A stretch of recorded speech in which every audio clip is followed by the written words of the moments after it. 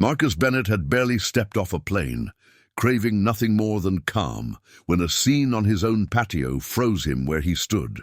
From the shadows of the hallway, he watched his fiancée Lydia lean over his mother, Evelyn, her stiletto pinning the older woman's hand to the stone tiles. Venom dripped from Lydia's tongue as she mocked Evelyn, calling her a burden and bragging that marrying Marcus was the smartest deal she'd ever made. Marcus's face stayed unreadable, but his phone was already recording every poisonous word. Fury churned under a surface so still it looked carved from stone. When he finally stepped forward, holding up the evidence, Lydia's polished mask cracked in an instant. What happened next would twist the balance of power in ways none of them could have imagined.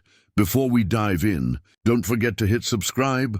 It helps us bring you more stories that keep you glued to the edge of your seat. Now let's start from the very beginning. Jet lag sat heavy behind Marcus Bennett's eyes as the town car rolled through iron gates toward home. The evening air was sharp and cool, carrying the scent of watered grass. Garden lights dotted the hedges like quiet stars. He loosened his tie, rubbed at the bridge of his nose, and exhaled. Finally, home. He pictured a warm kitchen, his mother's steady smile, Lydia's carefully sweet laugh. The calm little world he thought he'd built. The front door resisted when he pushed it. A dry hinge squealed, so he eased it shut, careful not to let it echo. The foyer smelled faintly of lemon polish, layered with the sweetness of rain-damp roses drifting in from the patio. The house was alive with small sounds, a refrigerator humming, the measured tick of a wall clock, the low sigh of the AC. Marcus set down his leather weekender, squared it by habit, then froze. A thin, broken sound floated in from outside. Not quite a cry, more like a gasp someone had tried to swallow. He drifted past the dining room, fingertips trailing along the chair backs, as if counting them, grounding himself. His cuff snagged on a seam, a tiny snap that felt absurdly loud. Through the sliding glass, patio lamps spread pale rectangles over wet stone. Movement blurred at the edge of the light. Two figures, one standing, the other small and crumpled. Marcus squinted, heartbeat climbing, though his breath stayed steady. Don't rush, he told himself. See clearly first. Lydia stood tall on the terrace, her posture as precise as ever, heels planted, chin raised, except for the cruel angle of her leg, pressing down. The slight figure beneath her was heartbreakingly familiar, a cardigan sleeve, soft blue. Evelyn's hand lay palm up to the sky, like a prayer someone had dropped. Ear hissed out between Marcus's teeth. He didn't storm outside. Instead, he melted into the drape's shadow, head tilted to catch every sound. Always listen first. Near the grill, a gardener cleared his throat too loudly, then softer as though regretting he'd made a noise at all. A maid whispered, quick and guilty, Don't get involved." Another hushed her.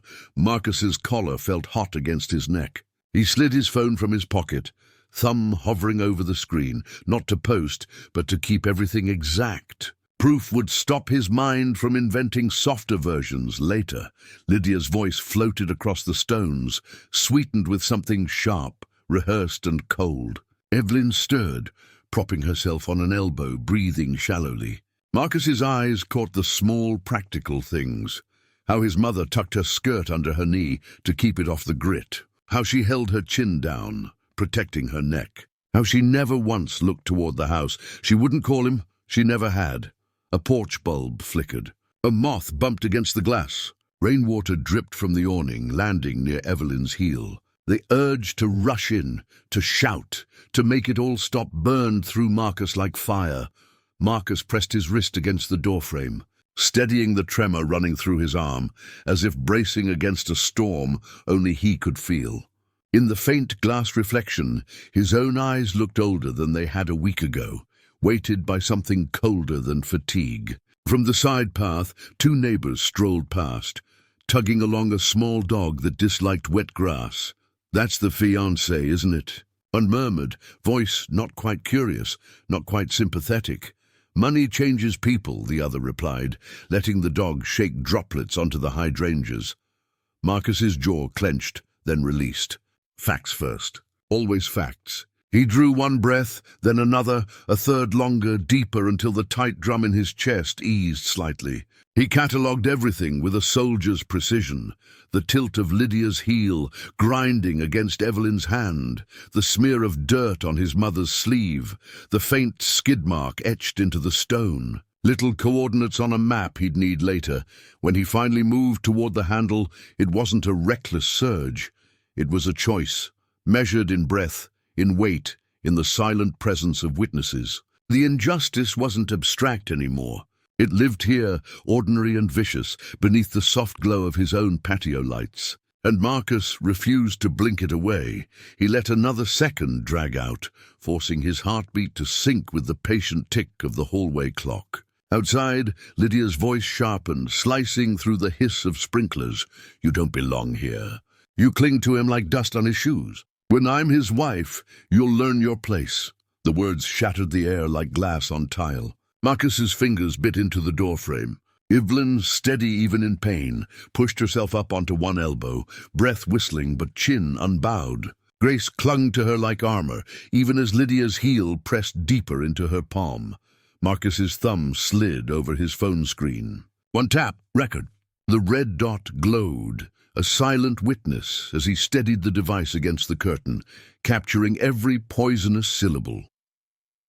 From the patio's edge came the faint scratch of a rake as the gardener shifted. A maid whispered near him, her tone hushed and awed. She's cruel. She's worse," the gardener muttered back. Their voices stitched the moment tighter, proof that this wasn't just a nightmare meant to vanish unspoken. Lydia leaned closer to Evelyn, perfume curling through the damp night, sharp jasmine laced with something metallic, too sweet, too heavy. Her words slithered out, low and cutting. "Do you know what he tells me? That he's sick of your sob stories.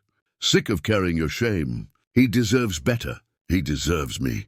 Evelyn's lips trembled, but she made no sound. She folded her free hand across her stomach, guarding the pain, denying Lydia the satisfaction of tears. Marcus drew a thin breath through his teeth, quiet but deadly. Images flashed through his mind, cramped apartments, late-night dinners at a tiny table, his mother working double shifts so he could have a chance. "Respect," she'd said, "isn't bought. You earn it." Lydia's words cut at those memories, trying to rewrite everything he knew to be true. Then Lydia's voice dropped lower, smooth and venomous. "You really think he picked me for love? Please, marrying Marcus is the smartest investment I'll ever make.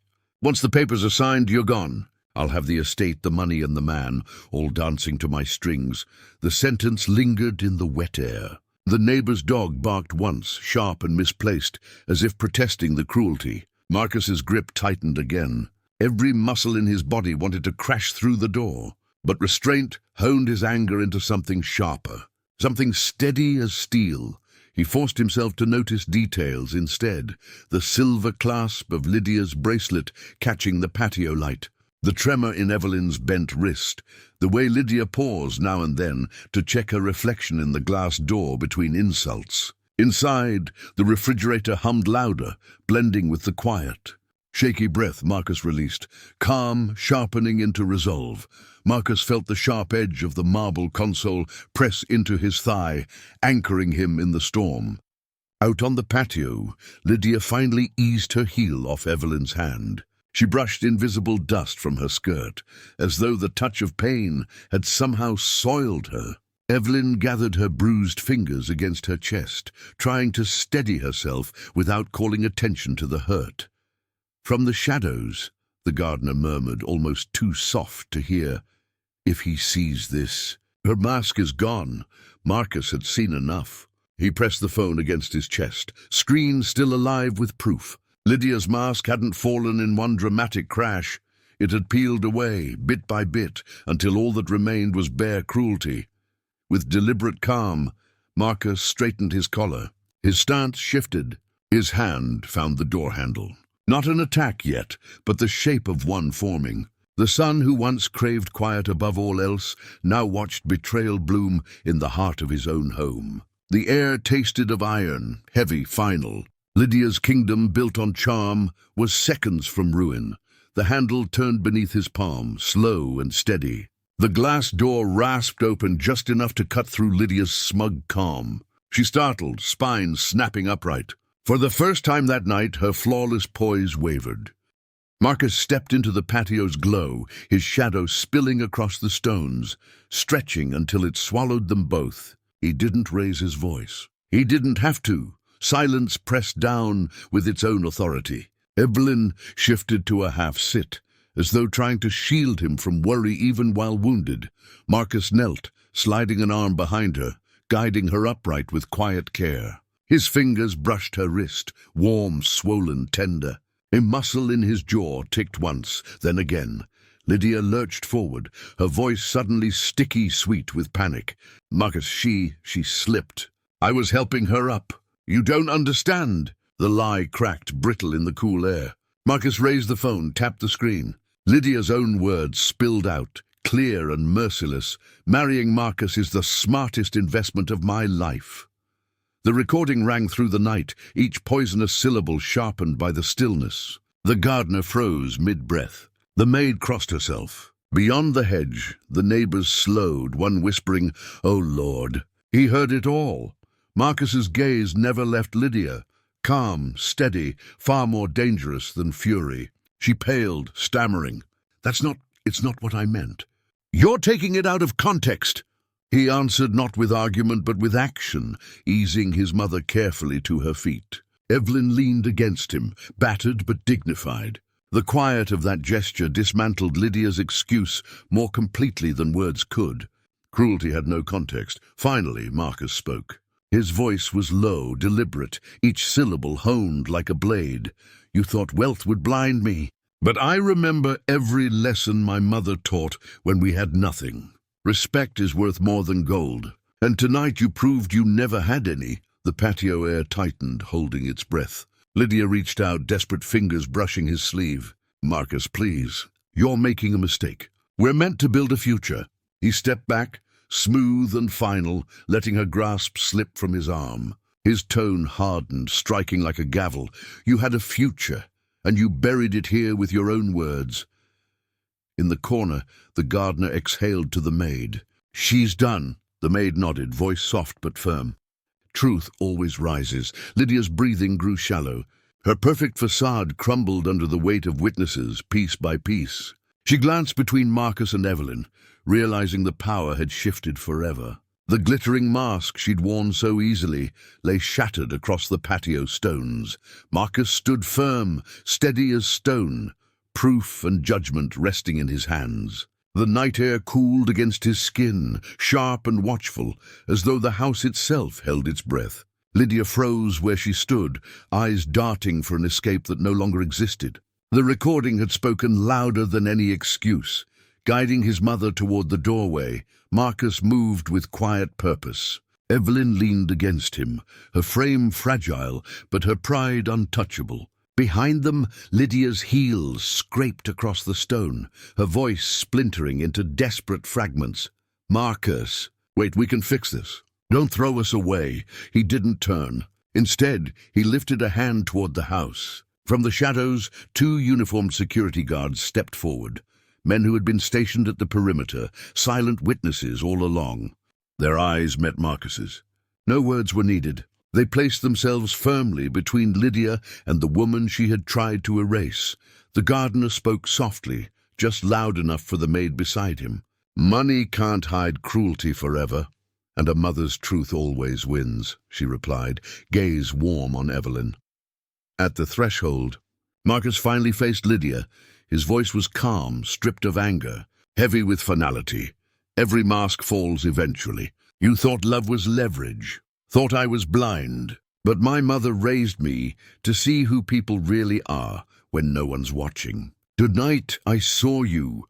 Lydia's lips trembled, words collapsing before they could form. The guards stood still, patient, as if even the air was giving her one last chance to feel the silence she had created. Leave, Marcus said. No shouting, no drama, only truth, clear and cold as glass. Lydia stepped back, her once graceful stride fractured into unsteady steps. The patio light threw her shadow long and warped across the stone, a silhouette of power crumbling. By morning, whispers spread through the city's glittering circles. Wedding invitations were withdrawn. Business alliances tied to Lydia's name quietly unraveled. By nightfall, the woman who once basked in elite praise was a pariah. Her downfall complete, and Evelyn, radiant now, stood honored at a gala Marcus dedicated in her name. A charity for single mothers born from the life she had carved for him. Cameras flashed as she stepped onto the stage, bruises gone beneath elegance and pride. Her son stood beside her, steady, a silent promise kept. The closing truth was simple, unshakable. Wealth without respect is empty, but respect grounded in loyalty and love endures. Marcus hadn't only defended his mother, he restored her dignity, showing what real strength looks like. The story didn't end in vengeance, but in quiet justice, a reversal measured and complete, where cruelty collapsed and love rose stronger than ever. Respect is worth more than riches. Marcus proved it the moment he chose truth over lies, his mother's honor over hollow glamour. What about you? In Marcus's place, what would you have done? Share your thoughts below. And if this story moved you, don't forget to like, share, and subscribe for more stories that remind us what truly matters.